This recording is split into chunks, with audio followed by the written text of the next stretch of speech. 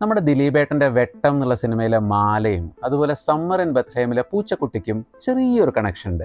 എന്താണെന്നല്ലേ പറഞ്ഞു തരാം. ഈ വെട്ടം സിനിമയിലെ മാല എന്ന് പറയുന്നത് ഈ മാലയല്ല കേട്ടോ, അത് ഈ മാലയാണ്.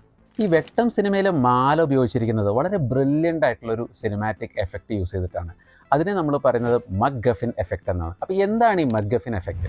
ഈ ഒരു സിനിമയുടെ പ്ലോട്ട് ഡെവലപ്പ് ചെയ്യാൻ വേണ്ടിയിട്ട്, അതുപോലെ കഥാപാത്രങ്ങളൊക്കെ ഒന്നിച്ച് കൊണ്ടുവരാനും പ്രേക്ഷകരിൽ ഒരു ക്യൂരിയോസിറ്റി കൊണ്ടുവരാനായിട്ട് ചില ഒബ്ജക്ട്സ് യൂസ് ചെയ്യുന്നതിനാണ് മക്ഗഫിൻ എഫക്റ്റ് എന്ന് പറയുന്നത്. ഇതിൻ്റെ പ്രത്യേകത എന്താണെന്നുണ്ടെങ്കിൽ, ഈ ഒബ്ജക്ട്സ് സിനിമയുടെ തുടക്കത്തിൽ എല്ലാവരെയും സിനിമയിലേക്ക് അട്രാക്റ്റ് ചെയ്യുമെങ്കിലും കുറേ കഴിഞ്ഞ് ടുവേർഡ്സ് ദി ക്ലൈമാക്സ് ഒക്കെ ആകുമ്പോഴേക്കും ഈ ഒബ്ജക്റ്റിന് തിരക്കഥയിൽ അതിൻ്റെ സിഗ്നിഫിക്കൻസ് ഇല്ലാതെയാവുകയാണ്. ഇനി വെട്ടത്തിൽ ഇതെങ്ങനെ യൂസ് ചെയ്തിരിക്കുന്നത്, വളരെ ക്ലെവറായിട്ട് ഈ മാല വെച്ചാണ് മൊത്തം കഥ ബിൽഡ് ചെയ്തിട്ടുള്ളത്. അപ്പോൾ തുടക്കത്തിൽ ഈ മാലയ്ക്ക് വളരെ ഇമ്പോർട്ടൻസ് ഉണ്ട്, എല്ലാ കഥാപാത്രങ്ങളും മാലയ്ക്ക് വേണ്ടിയിട്ടാണ് വരുന്നത്. പക്ഷേ പോകെ പോകെ ടുവേർഡ്സ് ദി ക്ലൈമാക്സ് ഈ മാലയ്ക്ക് യാതൊരു ഇമ്പോർട്ടൻസും വരുന്നില്ല. നമ്മുടെ ദിലീപേട്ടനും തീപ്പെട്ടിക്കൊള്ളിയും തമ്മിലുള്ള പ്രേമവും ക്ലൈമാക്സിലെ ജഗപുകയും എല്ലാം അത് കഴിഞ്ഞിട്ട് മാല എല്ലാവരും മറന്നു പോവാണ്. സോ ഈ മാല എന്നുള്ള ഒബ്ജക്റ്റ് യൂസ് ചെയ്തിട്ട് ത്രൂ ഔട്ട് ദ സ്റ്റോറി ആ തിരക്കഥയെ ഡ്രൈവ് ചെയ്തിരിക്കുകയാണ്. എന്നാൽ ടുവേർഡ്സ് ദി എൻഡ് മാലയ്ക്ക് യാതൊരു പ്രാധാന്യവുമില്ല.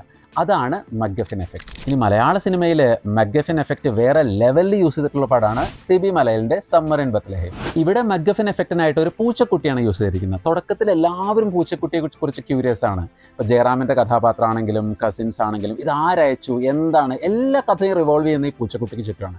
അപ്പോൾ ഇതൊരു പ്രോപ്പർ മക്ഗഫിൻ പ്ലേസ്മെൻ്റ് ആണ്. പക്ഷേ നമ്മൾ ഇൻ്റർവെല്ലിൽ കഴിഞ്ഞ് ടുവേർഡ്സ് ദി ക്ലൈമാക്സ് എത്തുമ്പോഴേക്കും എന്താ സംഭവിക്കുന്നത്, നമ്മുടെ നിരഞ്ജൻ വന്നു, ആമി വന്നു, അവരുടെ ലവ് സ്റ്റോറിയായി. സോ പൂച്ചക്കുട്ടിക്ക് നാച്ചുറലി പ്രാധാന്യം നഷ്ടപ്പെടുക. ഇനി എന്തുകൊണ്ടാണ് ഇത് വേറെ ലെവലാണെന്ന് പറഞ്ഞിട്ടുണ്ടെങ്കിൽ, ഒരു സിനിമ ഇറങ്ങിയിട്ട് ഏകദേശം 25ഓളം വർഷം കഴിഞ്ഞിട്ടും അതിൻ്റെ മക്ഗഫിൻ എഫക്റ്റ് ആൾക്കാരുടെ മനസ്സിൽ തങ്ങി നിൽക്കുന്നുണ്ടെങ്കിൽ അത് സമ്മർ ഇൻ ബത്ലഹേം മാത്രമാണ്. ഇന്നും പൂച്ചക്കുട്ടിയെ ആരയച്ചു എന്നുള്ളത് ഉത്തരം കിട്ടാത്തൊരു ചോദ്യമാണ്. ഇത് പറയാൻ വേറൊരു കാരണം കൂടിയുണ്ട്. ഈ ഡിസംബർ 12 വെള്ളിയാഴ്ച സമ്മർ ഇൻ ബത്ലഹേം തിയേറ്ററുകളിൽ റിലീസ് ചെയ്യണം. അതും 4K remastered with Dolby sound.